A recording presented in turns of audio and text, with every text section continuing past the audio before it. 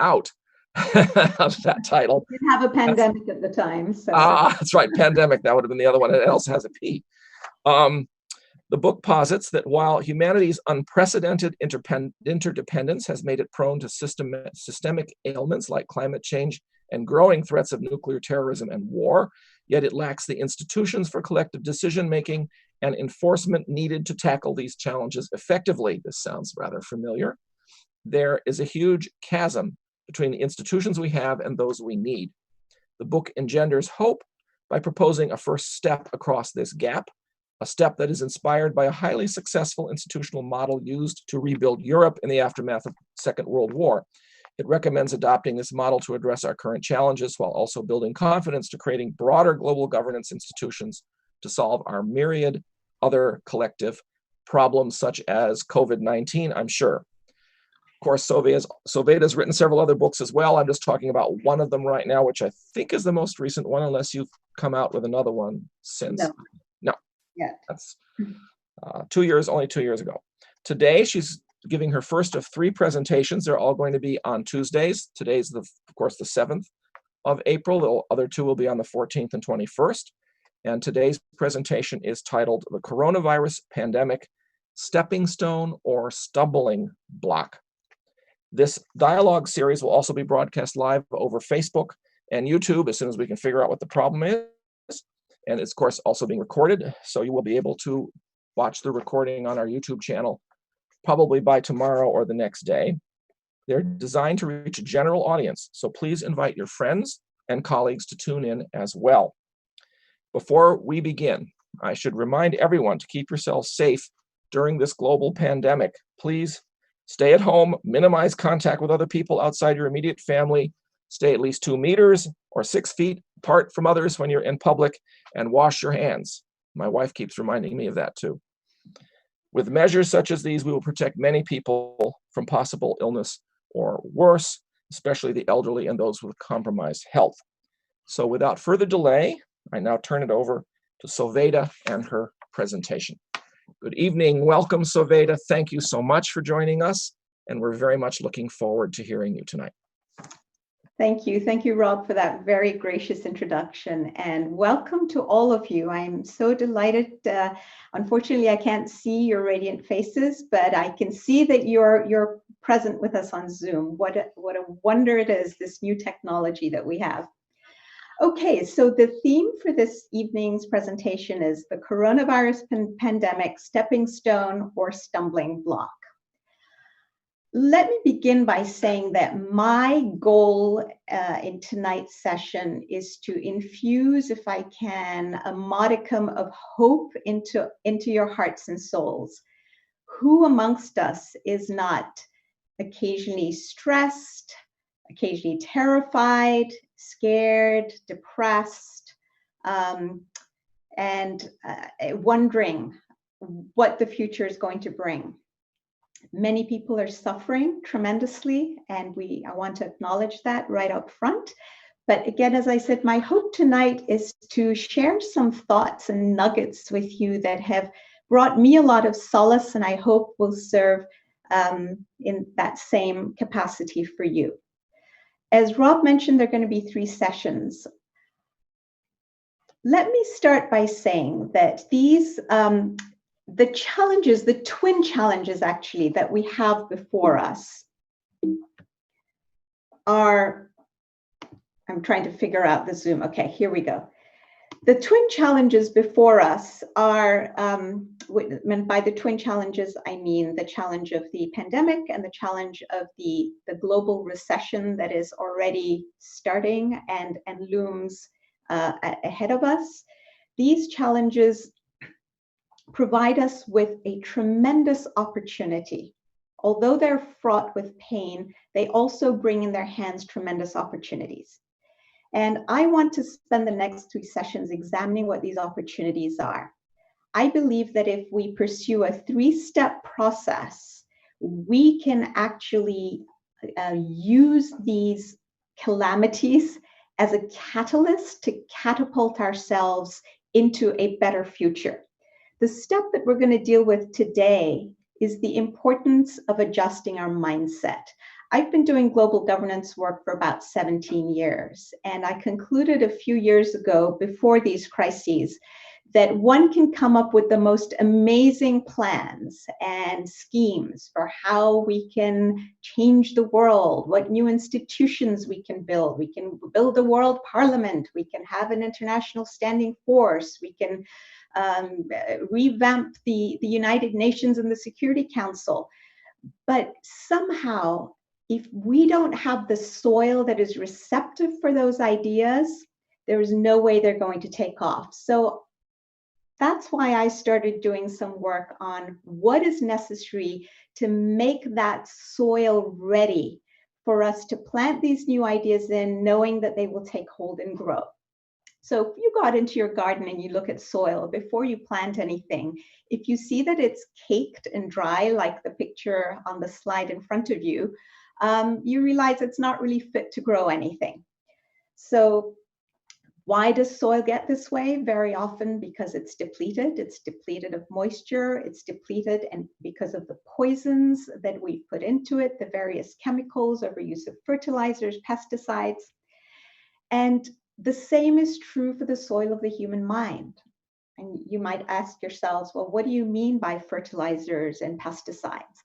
Well, just as the soil can be ruined with these chemicals, so too the soil of our minds and hearts can be poisoned with wrong thinking. That's, I think, the best term that I can use, and we're going to spend quite a bit of time unpacking it. By mindset, we essentially mean the way that we learn to interpret our social reality, including interpreting what our past and current experiences mean, including the pandemic and the global crisis, understanding who we are, what our values are, what our beliefs are about how the world functions, about our assumptions about how the world ought to be organized and function. This is what we mean by mindset. And so if we have limiting beliefs or false assumptions or interpretations that tend towards the negative and unconstructive, the soil of our minds will not be ready. And I'm talking about the collective soil. So we're talking about humanity as a collective whole. We will not be ready to start taking the kinds of action that we need to take, and which I will propose very specifically in the second and third sessions on April 14 and 21st. Okay. How does our mindset relate then to the pandemic? We know that the pandemic creates a lot of physical pain. It causes death, destruction, people get very ill, they end up in hospital, people end up unemployed, worried about the economic future, businesses are closing, the world economic and financial systems are not looking so good, the stock market is crashing. But in addition to this material and physical suffering, we also have a lot of mental suffering and anguish, a lot of severe mental tests.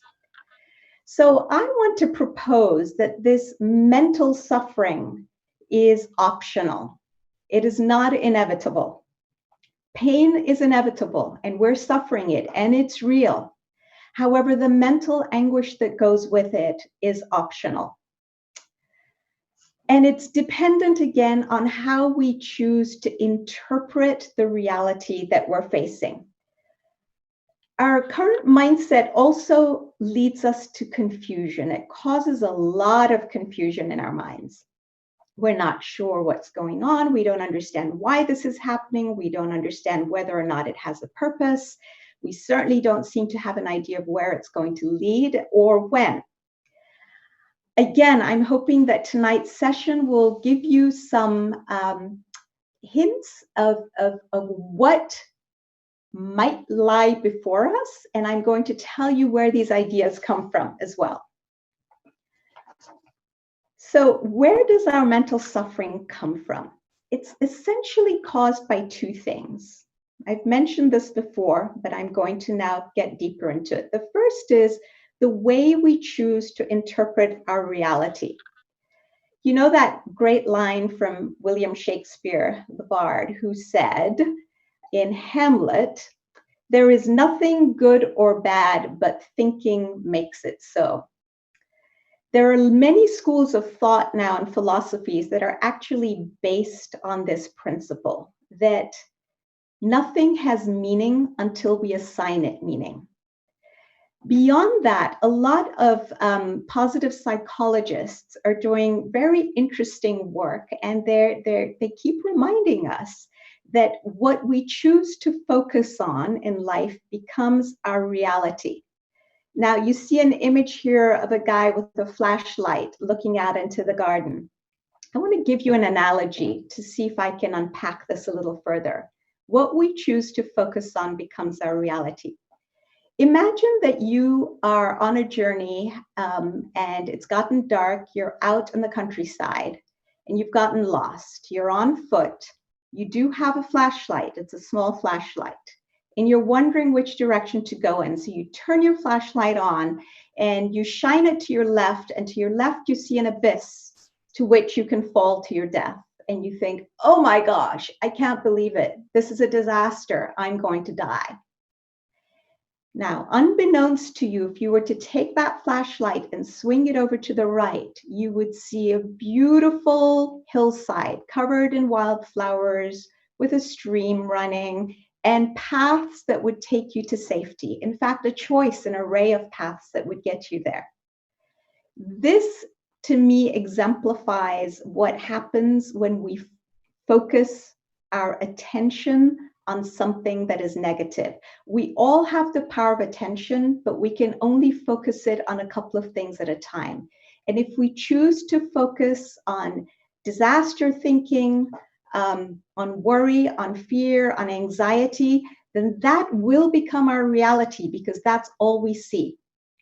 We have to be willing to train our focus and our attention on something that will get us out of the dilemma we're in. And the dilemma we're in right now is the twin ones of the pandemic and the global economic crisis. The second thing that causes our mental suffering is the way we choose to react to things. The famous 20th century psychiatrist, Viktor Frankl, had a lot to say about this. He basically believed that we always, as human beings, have a choice about how we react, no matter how horrible the circumstances. I think we're getting a wonderful example of that in today's responses to COVID-19. There are those who are selfish and who are just thinking of themselves and amassing tons of Clorox wipes and goodness knows what else, because they're out for number one. And then there are all these wonderful selfless workers, our healthcare workers, our janitors, the people who grow the food for us, the people who man the grocery stores, and so many others who work selflessly and tirelessly for the collective good. Viktor Frankl said that this ability to choose our reactions, he called it a spiritual freedom, and I've always found that really interesting.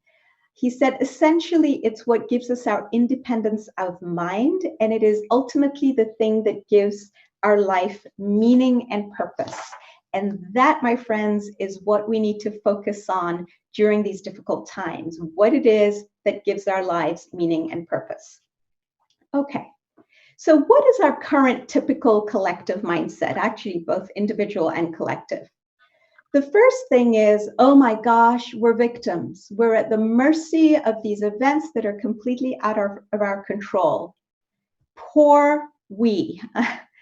And there's nothing we can do about it. We feel helpless. We feel no matter what we do is futile. We can't have an effect. The second thing that we feel is anger, a great deal of anger, which immediately translates into the willingness to blame somebody. It's the fault of the rich, the 1%. It's the fault of the poor. It's the fault of the migrants. It's the fault of the blacks or the whites. It's the fault of women. It's the fault of this party or that political party or some other nation. There's no shortage of people or groups to blame. The problem with these two modes of reacting and thinking is that they create helplessness, fear, anxiety, and depression. These in turn lead to the feelings of apathy and lethargy. We completely lose energy. And when we lose energy, we end up not acting. Or if we act, we procrastinate, we act too late and too little is done. And we've been seeing a lot of this, even as our leaders and our institutions are trying to come to grips with the pandemic. We are seeing it play out in real time and very quickly, a phenomenon that's been there for decades. Our inability to respond to crises in a timely fashion, let alone proactively prepare for them, and think about them, prepare for them, not stick our heads in the sand. So in sum, this thinking, this dual thinking that we saw on the slide before of I'm a victim or I'm angry, leads to paralysis of will, which I believe is actually our biggest danger.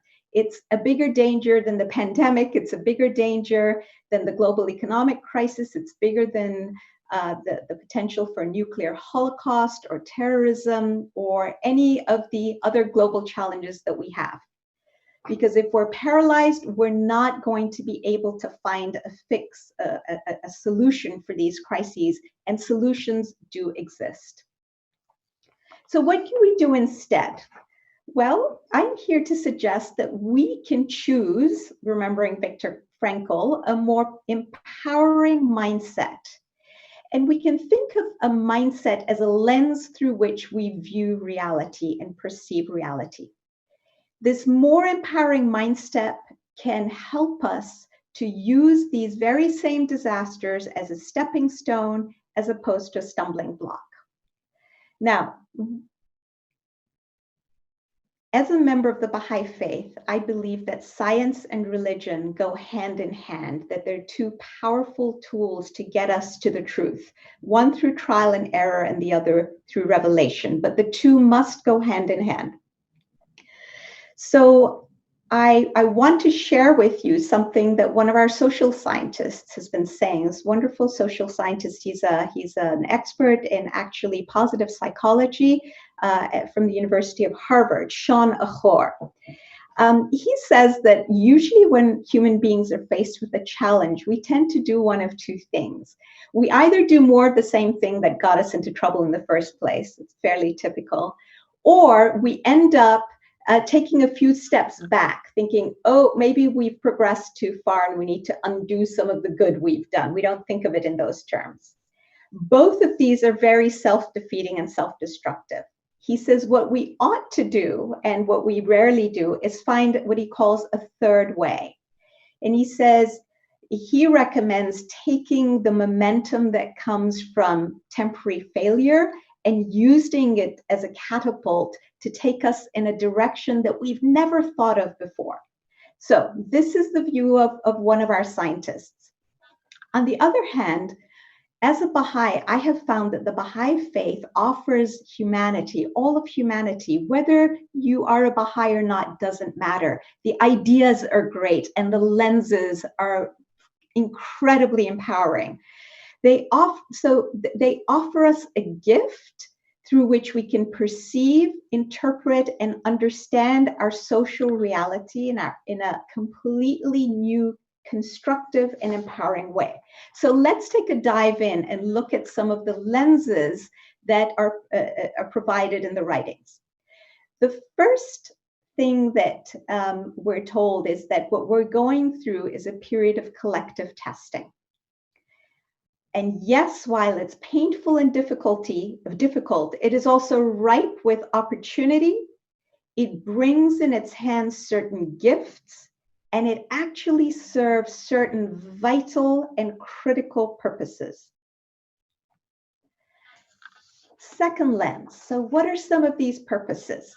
The first is we are birthing a new global order. This is not business as usual. This is not just another calamity, and we've had horrific ones, including genocide, nuclear disasters, terrorism, gross human rights violations of all kinds. When you think about the process of birthing, which is an image one finds in the Baha'i writings, you can see how it plays out. Look at the history of our world over the last several decades. We've had multiple global challenges. I think of these as various contractions. They're increasing in kind, they're increasing in frequency. So any one of these challenges is starting to come back over and over, like genocide and nuclear proliferation. And pandemic, we had, the potential with the SARS, with the MERS, with Ebola, and now we've got one, and they're telling us it may still not be the big pandemic. It could be a lot worse down the line. And the intensity of each of these challenges is increasing. That reminds us of what? For those of us who are women, definitely reminds us of labor. And yet the outcome is phenomenal. When we go through these painful contractions, they ultimately result in the birth of a new global order. The next thing we're told is that we're going through a simultaneous process of integration and disintegration that is going to result ultimately in a complete transformation and metamorphosis of our global society, which will manifest itself in the unity of humanity and peace for all mankind, both of which will be firmly rooted and grounded in a deep understanding and application of the principle of the oneness of humanity. Now, this reminds us of the image of a caterpillar, of the process it goes through when it morphs into a butterfly. And here is an image. Let's take a quick look at this. A caterpillar reaches the limit of its growth in its earthbound form. Once it does that, it cocoons itself. You can see that on the image. Then starts to produce enzymes that cause it to devour itself. Think about the world we're in. Civilization and materialism has progressed to the point where it's starting to devour us. Think of climate change and how it's destroying the environment and causing wildfires and floods and destruction and conflict and migration and all of these things. We're literally starting to devour ourselves. Meanwhile, latent within the caterpillar are a few imaginal discs. These are cells that have always been inherent and hidden within the caterpillar. These cells, although few at the beginning, start to grow very rapidly once the butterfly is cocooned. Once the caterpillar completely destroys itself and eats itself up, the imaginal cells at the same time have created various body parts of the emerging butterfly. And these two processes converge and out comes a beautifully formed butterfly. This is a new creation. The beauty of the creation is that it is of a new order. It is not earthbound as the caterpillar was. It can rise above and transcend the limitations. It can see a broader range of choices available to it.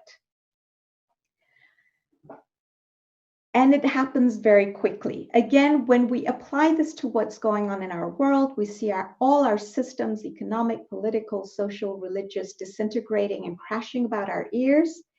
And meanwhile, we see simultaneously pockets of people, these small groups, clusters of cells, growing and developing and creating the elements of a new global order to come.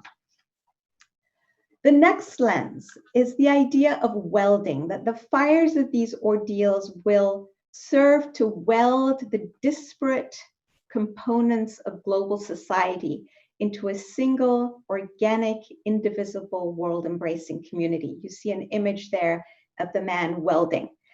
We only need to think about the experience of the country that I live in, the United States, during the Civil War, which played basically the same role.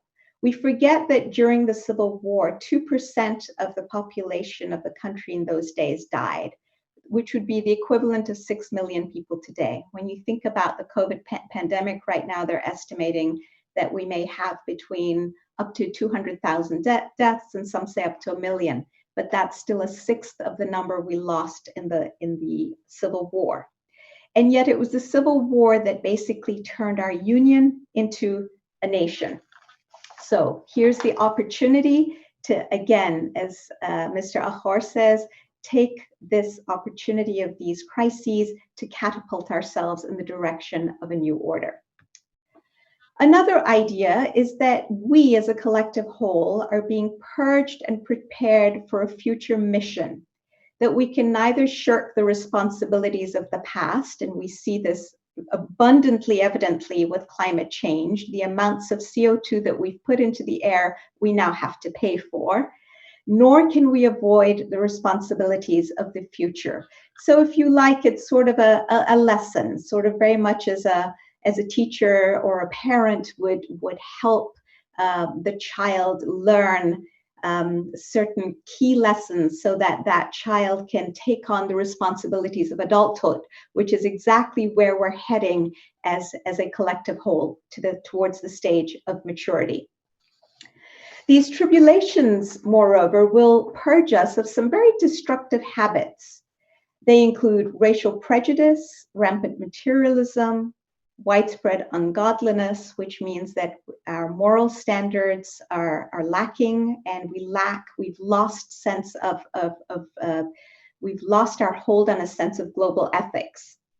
There are lots of other habits like xenophobia and nationalism, and the habit of electing unfit leaders who are not up to the task of facing up to the challenges of today. The habit of short-termism, thinking short-term and rather than long-term, and crafting short-term solutions that come back to haunt us. Abdicating responsibility for independently investigating truth for ourselves and instead succumbing to what anybody tells us on any platform without verifying the truth of it. And there are many other dysfunctional habits we have. So this is a phenomenal opportunity to treat those.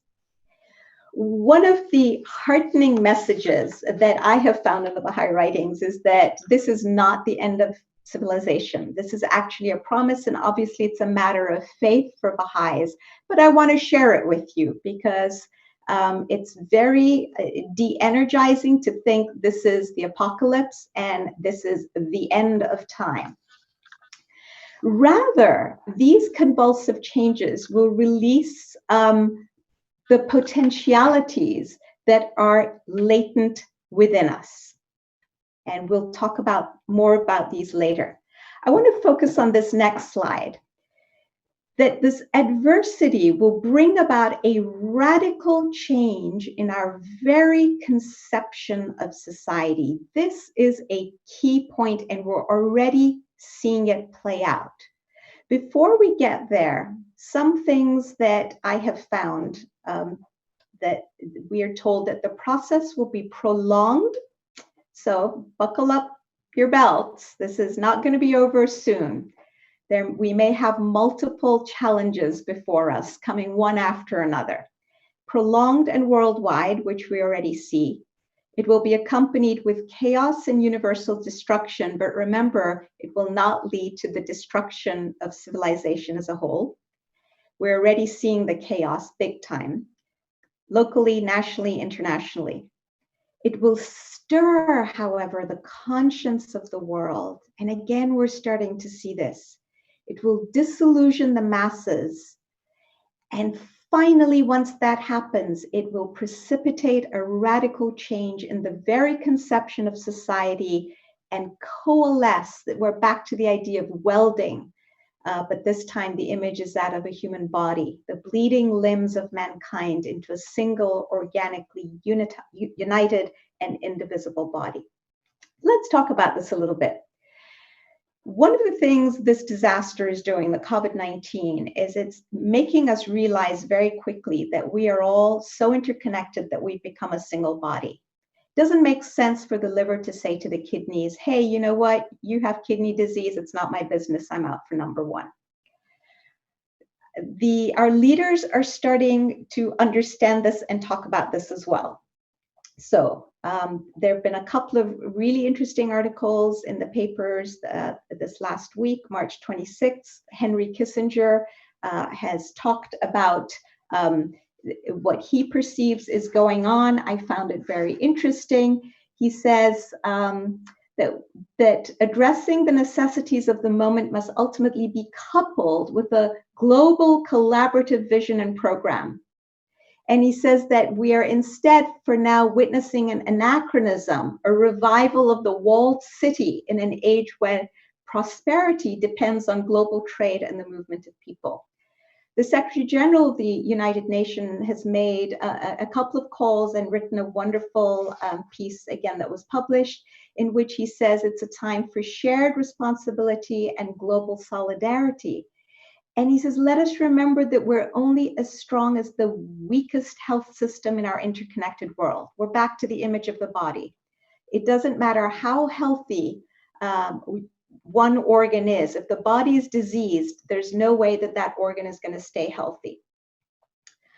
And there have been other leaders, and I'm going to talk a little bit more about that in the next two sessions.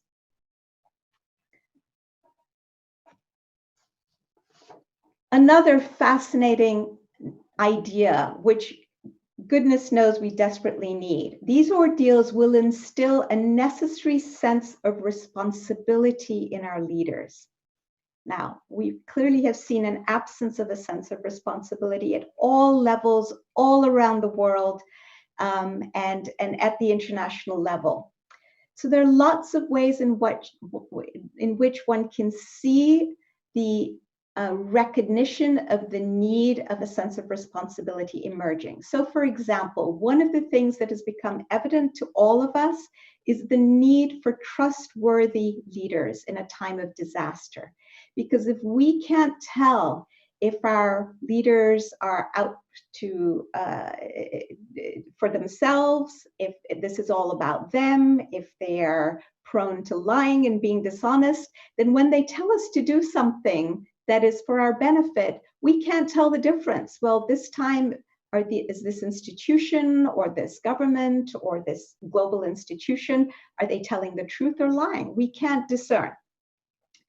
We're also starting to recognize that responsible leaders need to value the concept of consultation, hearing diverse voices, hearing the voices of experts, and the importance of collaboration and coordination. And when they do consult, they have to take into account the good of the entire planet, not just the good of one part. You know, the prophet founder of the Baha'i faith wrote letters to the leaders of the world in the latter part of the 19th century. And in the one that he addressed to Queen Victoria of Great Britain, he addressed the members of parliament, and he told them that when you take counsel, even within the British Parliament, you must be thinking about the good of all humanity. Isn't that amazing? At that time, we didn't suffer from climate change. But when I think about any government or any parliament today debating about the environment, they have to take the good of humanity into account, because global warming, as we all know, knows no boundaries. And finally, we're starting to understand the importance of putting aside ego as leaders, of acting selflessly and putting aside all prejudices. So of course, the burden here, the onus is on us as individuals to be careful and mindful and vigilant when we elect our leaders, to make sure that they possess the qualifications, the qualities of character that are necessary to face challenges and to attend to our needs, both during times of crisis and times when we're not in crisis. Suffering will also instill capacity, virtues, morals, moral standards, tools, and powers to take us to the next stage in our collective development. I want to have shared that slide with you. We'll talk a lot more about it later. One quick thought that comes to mind is there's a voice in my head that keeps saying that what we're going through with the pandemic and the looming economic crisis are simply dress rehearsals for climate change. We've been unwilling to tackle climate change in a timely fashion. We've told ourselves that it's just too big and we can't deal with it. I think these two crises are going to teach us that yes, we can, that we're capable, and they will hopefully infuse us with the hope and the energy to take the actions that we need to take very quickly to avert the worst of the disasters coming if we don't. Now, another role and purpose that travail and sorrow have and play are that they help us to create spiritual awareness within us. Many people are frightened by the word spiritual. All I mean to say here is that they invite us to go deeper and examine who we really are as human beings and as a human race. And I propose that what we will find, as we are already starting to find, is that we're fundamentally spiritual beings having a physical experience, and that we are essentially interconnected and one. And I think the brilliant representation of this is the analogy of the iceberg. You know, when we look out at each other, we usually just see the tips of the iceberg. It's what we see on the surface. And think of all the energy that goes into our material lives. And again, the pandemic and the global economic crisis are teaching us how much of our energy has been expended on things that we may not actually need as much. Between 80 to 90% of an iceberg lies underwater and can't be seen. It's actually 87%, the scientists tell us.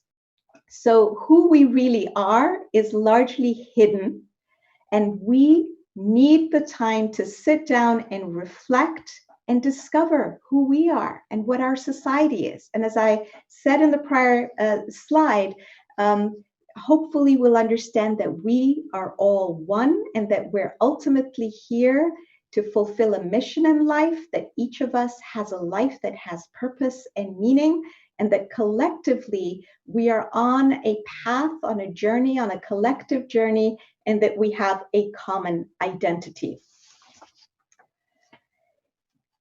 If we take these lenses, it will create a mindset that becomes a stepping stone toward the world we want and the future we deserve, which I think Jeff Huffines will recognize as the motto of what the United Nations is working on, and this year in particular, in all its endeavors to come up with concrete plans and ideas and get civil society engaged in shaping the world we want and the future we deserve. These lenses and the ensuing mindset eliminate confusion, which is a feature of mental suffering, which we discussed at the beginning. They infuse us with hope, courage, and confidence, which we desperately need. When we have hope, courage, and confidence, we're filled with positive energy. And we then become aware of the choices of the third way. And it spurs our creativity. You know, when you're depressed and anxious, it's very hard to feel creative. It's very hard to see beyond what's immediately in front of us, which is the disaster. And the mindset will ultimately motivate us to act with tireless and ceaseless endeavor to build a peaceful and secure world. And why do we care about a peaceful and secure world? Because it creates the environment in which we can each actualize our potential, and we can also collectively actualize our collective potential. I thank you for having joined me this evening. I know there'll be an interactive portion now, which I will let the administrators handle, and I invite you to join me for the next two sessions. You'll see on the slide what the topics will be, the dates and the times. Thank you very much. Thanks extremely greatly, Sovaida. Really, this was a marvelous presentation. I was very, very pleased to hear it, and all these details and an analysis of exactly why we can have hope and where there is strength to be found. I'm glad you put up these notes about the remaining two talks so that people will be able to tune in them. I'm been very happy to see that the number of people watching actually has been going up, and that is in addition to the fact that both the YouTube and the Facebook are now working fine. Oh, so awesome, everyone. Thank you for joining. Yeah, so we'll have I think quite a few people, and we have some questions now. that are coming in. One person says, bravo, fantastic. Let me see where I can start here with all of these messages, which I thought the old ones had been gone away, but no, they're still here. So I'll have to go down and find the next question right about in here. Let's see. And I should point out that some people have been raising their hands, and we're not taking hand raising. You're best off typing your question into the chat box. I think with raising hands, we're able to turn cameras and microphones on, but with this number of people, it's just too complicated to find them and to do that and then turn them back off afterwards. Someone suggested I should also check the Q&A. And Farhad asks this: what are the lessons for humanity from the pandemic whose health and economic causes and impacts seem to be related to globalization, such as free travel and trading links, which I believe the faith promotes? What did we learn or miss from a similar pandemic 100 years ago? Oh, thank you. That's a fantastic question. It's something that I will also address in probably lecture 3, but let me tackle it head on here because it's a very important question.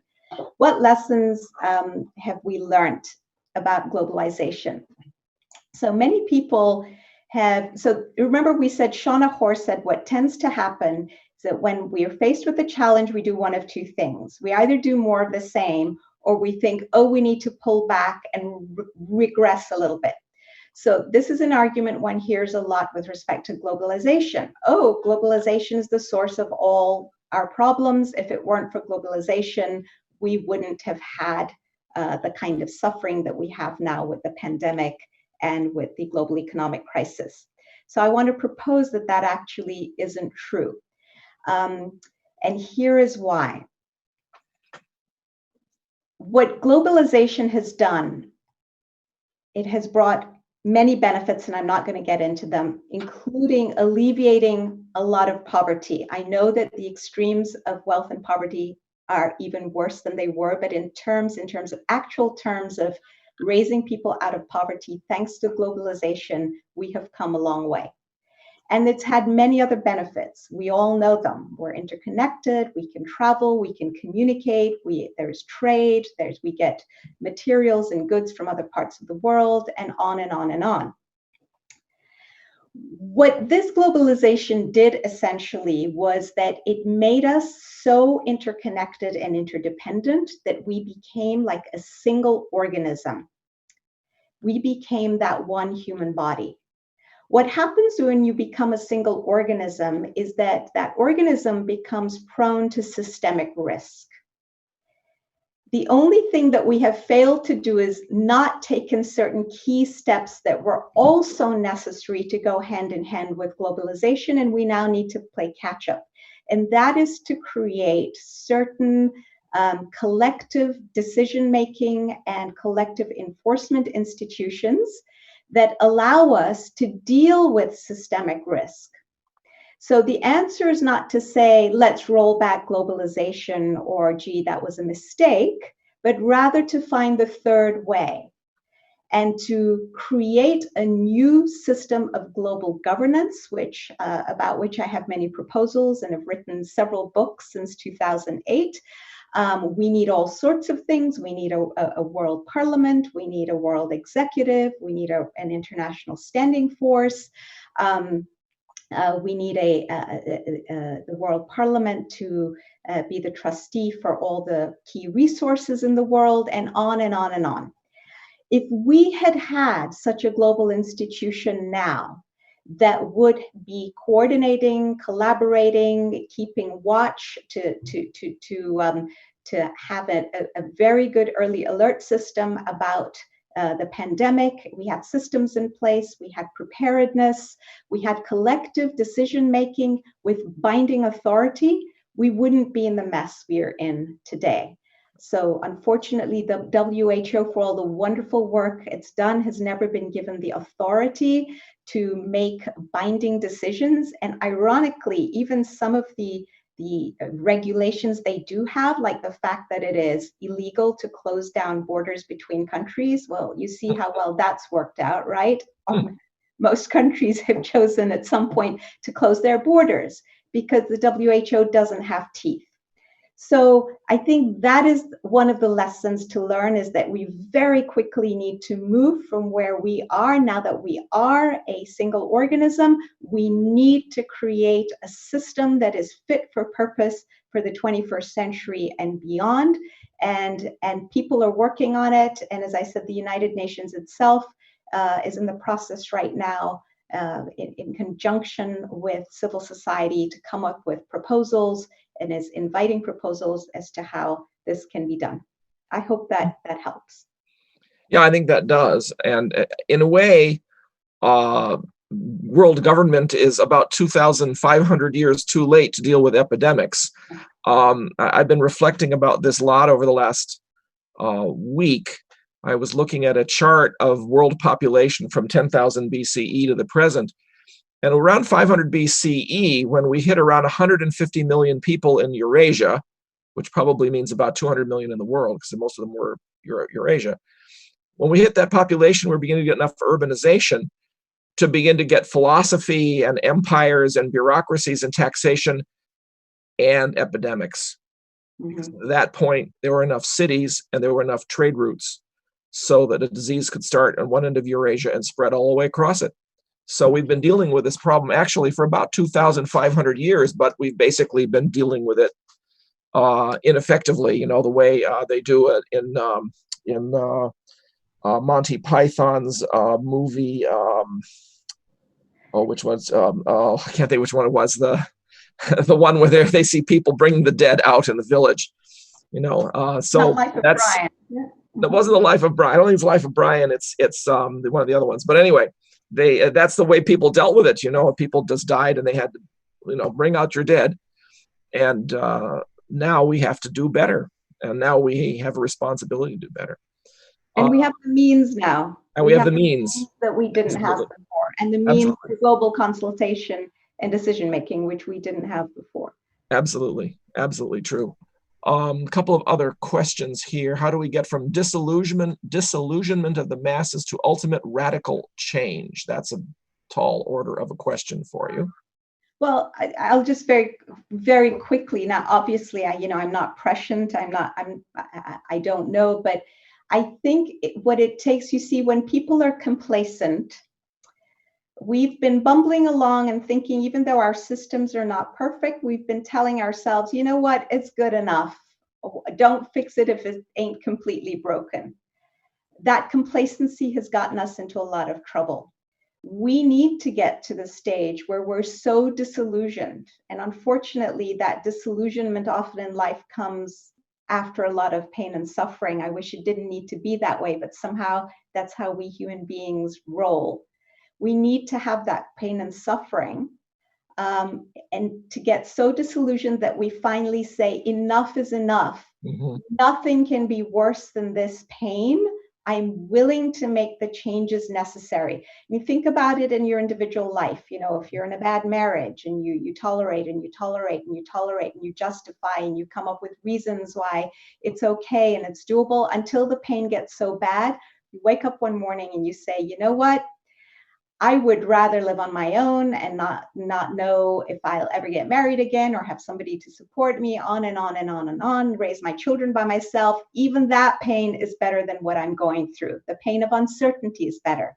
So that's how, and this is my personal opinion, that's how I conceive that transition being made from pain to disillusionment, and then finally people saying, okay, we're fed up. We're out to create a new system and we're going to do it now. And if our leaders won't do it, we'll do it. I mean, I'm not talking about a revolution. I'm talking about a mental revolution, a mindset revolution, a sense of, you know what, we deserve better and we're going to make it happen.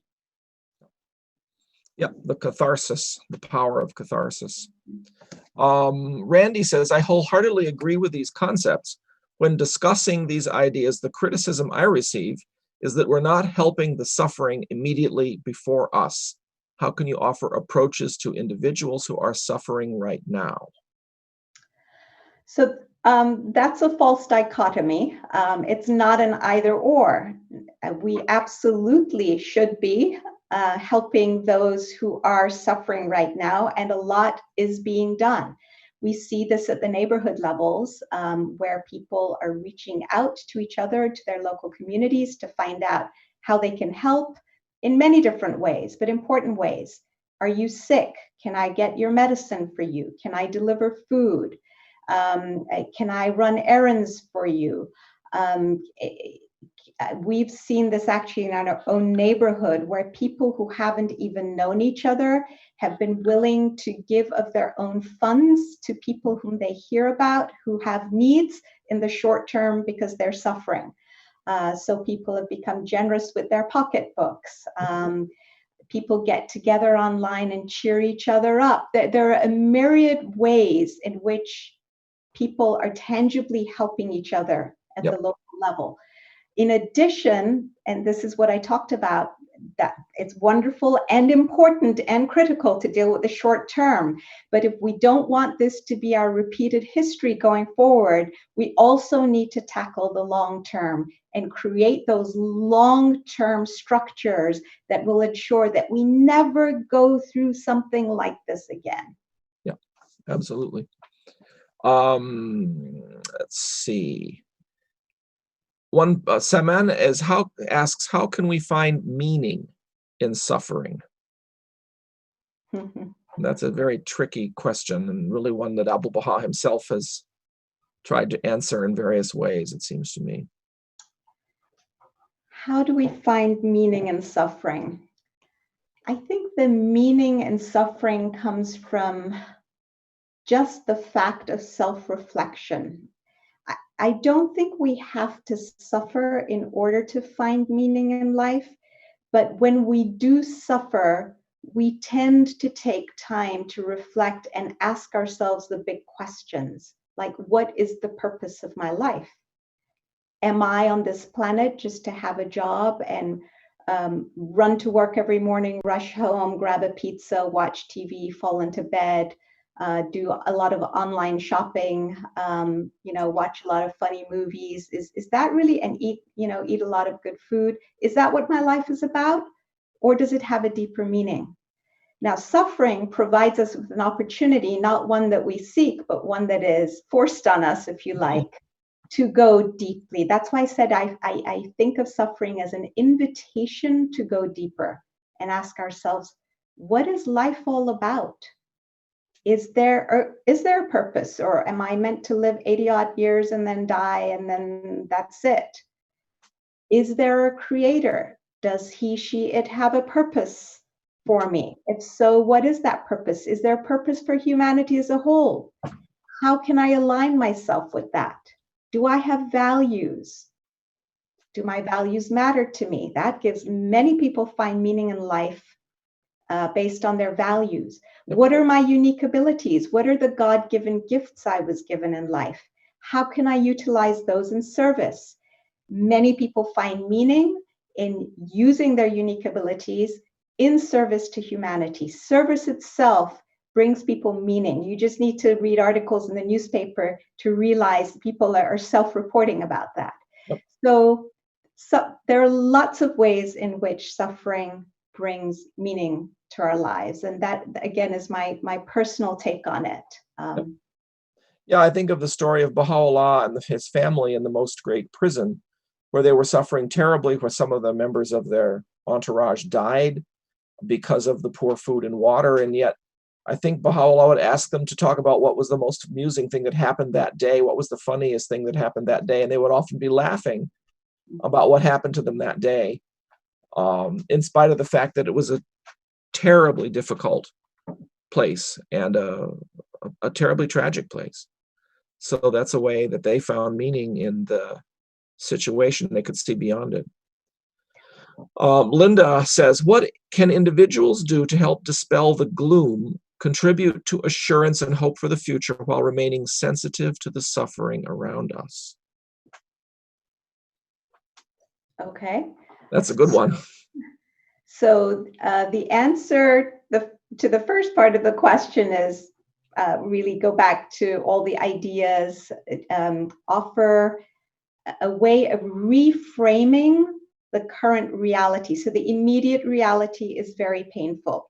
I started off by saying there are two kinds of suffering. There's a physical and material suffering, which is very real, and we can be very sensitive to it and work to help our neighbors and friends and colleagues alleviate those very real pains. There is also mental suffering, which is very real for people. But if we can share with them these techniques that I shared with you for shifting the lens through which they interpret what's happening, they can let go of a good chunk of that mental suffering. So I think it's a question of doing this obviously in a loving way. I think it's a mistake to hold back talking about a shift in mindset. Again, going back to that analogy of us with a flashlight, if we enable our friends to train the flashlight of their attention simply on the pain, then we're doing them a disservice.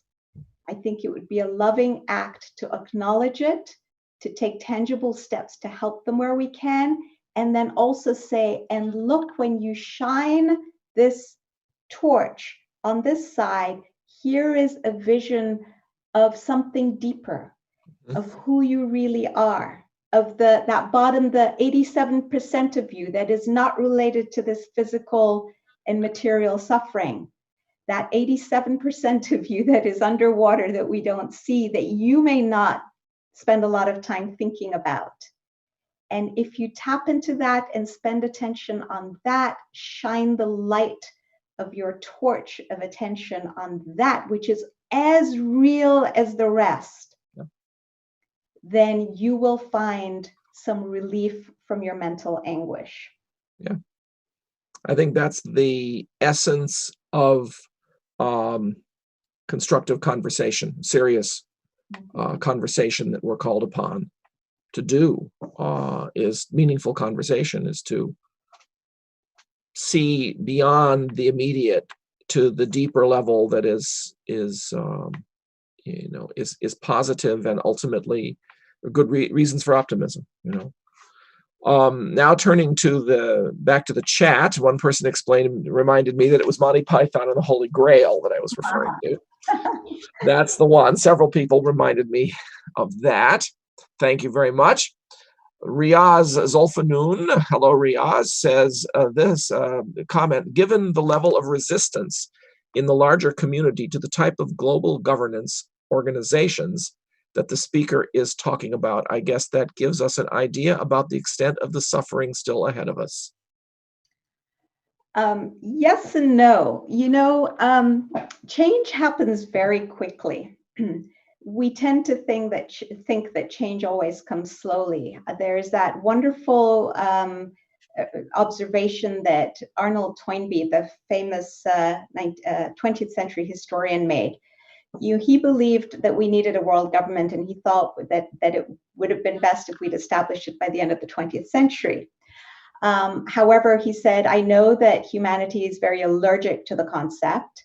But he said, I predict that what's going to happen is as soon as we're faced with an existential threat, we are going to be willing to turn on a dime.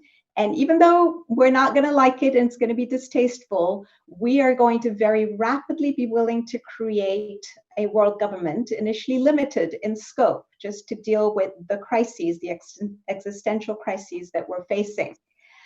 I'm already starting to see, and we're not long into this pandemic, but I see a lot of comments from people, world leaders. So one of the ministers of Spain, the Spanish foreign minister this week, expressed her view that it was time to be bold and envision new ways forward for our international institutions. To find ways to reinforce the institutions that work, replace those that don't, and create those that are missing, and so on. Gordon Brown, a wonderful ex-chancellor, I say we because I'm also a British citizen, of the PM, not chancellor, said, he put it right out there. I love it because the British don't mince their words. cut straight to the chase and said, he urged world leaders, quote, to create a temporary form of global government to tackle the twin medical and economic crises caused by the COVID-19 pandemic. He said this is not something that can be dealt with in one country. Rather, it's something that requires a coordinated global response, starting with some sort of working executive. So you're already starting to see this. We have a wonderful historical example. I'm not going to get into it, but Jean Monnet in Europe did this. He had been spouting ideas about the need for a European federation for years, and people were saying, "Oh, nobody's ready for this. What are you talking about? Go away." And he said in his autobiography, he says, I knew that eventually things would come crashing about our ears. And I know that when that happens, those very same naysayers who weren't willing to entertain these ideas will be so desperate because they don't know how to get out of the mess they're in, that they will be willing to try anything, including this idea. And sure enough, they were willing to espouse his proposal for a European coal and steel community, which was a supranational form of government. But it happened very quickly, but again, after a lot of suffering, right after the Second World War and all that it brought. Yep. So I think the crisis, this pandemic and the economic crisis we're going to suffer we're going to start to see very rapid shifts in the terrain. And my only fear is that we're not going to be ready for it because we keep thinking, oh, it's going to be a long time. Well, let's hope not. Yeah. David Ward says, you mentioned 12 lenses. However, please, perhaps we should add a 13 lens of conspiracy of a 5G cause of the degrading of health. This 13th lens suspects globalization as the Antichrist, who will ask for all to trust. Religions, governments, medical community, United Nations. Suspicion is more common. Can you define trust and how to listen to each other and build cohesion against these conspiracy theories? So very quickly, trust comes into being when we get to know each other. So breaking down the boundaries of ignorance, which is really what Baha'i communities are engaged in. Having diverse communities, diverse consultative bodies, diverse activities, where all peoples are treated equally and as one. So that's the first thing. The second thing is a lot of the trust, I believe, has been eroded because we don't trust our institutions because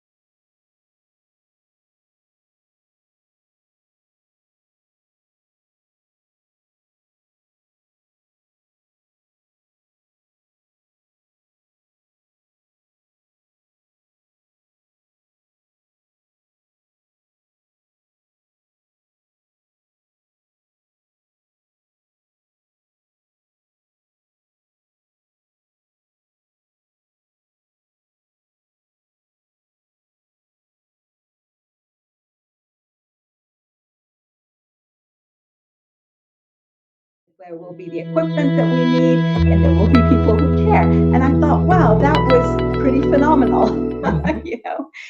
Hearing that and seeing it play out, real time, the different experiences that we're having around the globe. So it Yep. was instructive. Yep. We're running out of time, and we've got about 8 more questions, so I don't think I can do all 8 of them, but we can certainly do another 1, perhaps, or 2. Shahla says, how can we help the United Nations and support it to have the power needed to prevent countries from limiting she says, universal goals, limiting it from achieving the goals that it should achieve? Yeah. That is a big answer. Maybe Jeff Huffines, you can put something in the chat to help respond to that, to add to the little bit that I can offer. The United Nations is currently in the process of examining its own institutions and in considering how it can improve its global governance structure. It has also invited its civil society to participate in this conversation, to offer proposals and suggestions. If you go online and look for togetherfirst.org, you can see a bunch of the proposals that you can, like, and they will take, I guess, input into account. And then the other website was the UN 2020. So Google it, UN 2020, and you will see all the initiatives that are taking place and the timelines. It's going to be a long process. It's going to be interesting to see how it unfolds, because it's a huge organization. It has become a huge bureaucracy with a lot of potential, but it's also difficult to turn a ship around. Mhm. So, there are many different views, and at this point, Jeffrey, close your ears. But some people believe that we may end up in a world where we need to start creating some parallel institutions to the United Nations, similar to what Jean Monnet did in the European Union, in order to demonstrate that it's possible to truly have global governance of the kind we want, and to demonstrate it quickly. And that maybe eventually we can melt these parallel institutions with what we have at the United Nations. There are others who are purists who just want to keep the United Nations and turn the ship around. My own view is that's going to be very, very difficult to do, and I'm not sure we have the luxury of time to do it. And the third view is that we just scrap the United Nations, which I think would be a terrible idea. We tried that after the First World War with the League of Nations. We need the United Nations. It's done a lot of fantastic work, but we also need to be thinking outside the box and maybe thinking of creating some of those parallel institutions. So those are, again, very personal views that, and friends can disagree on this as well. Jeff added this note: the participation of civil society plays an enormous role in pushing governments to embrace progressive change, as Sovaida suggests. And that's been very true with the United Nations as a huge non-governmental organization collective there.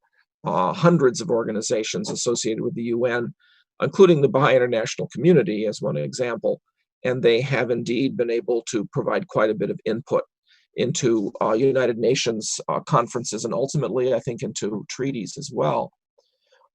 We probably ought to wrap it up at this point, because we've now been going an hour and a quarter, and we generally try to go only about an hour.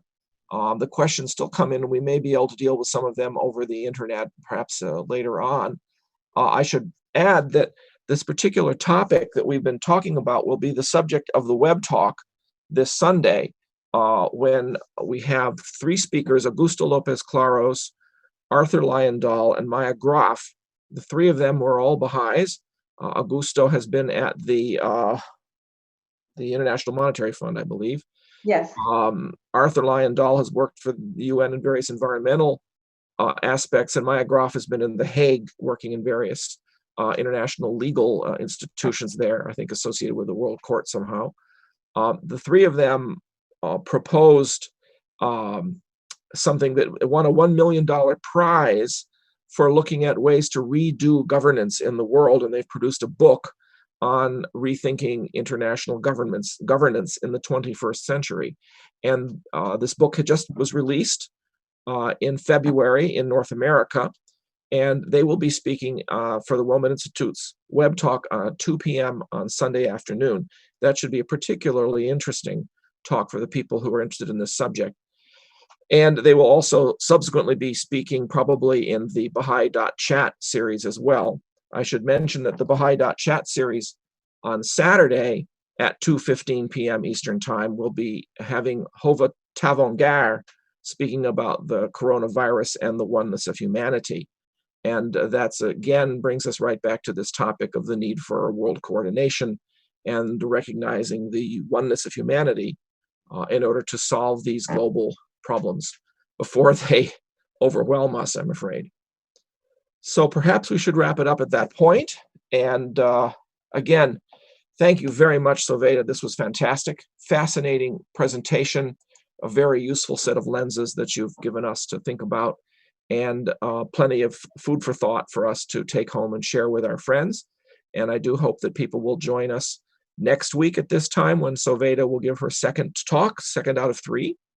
And again, as I mentioned, Saturday, the Baha'i.chat website, you can go to Baha'i.chat, literally chat is the ending of it, and find out how to connect to their Zoom series, or go to wellmetinstitute.org, click on our web talks, and you can see how to connect to our web talk on Sunday at 2 p.m. Eastern Time as well.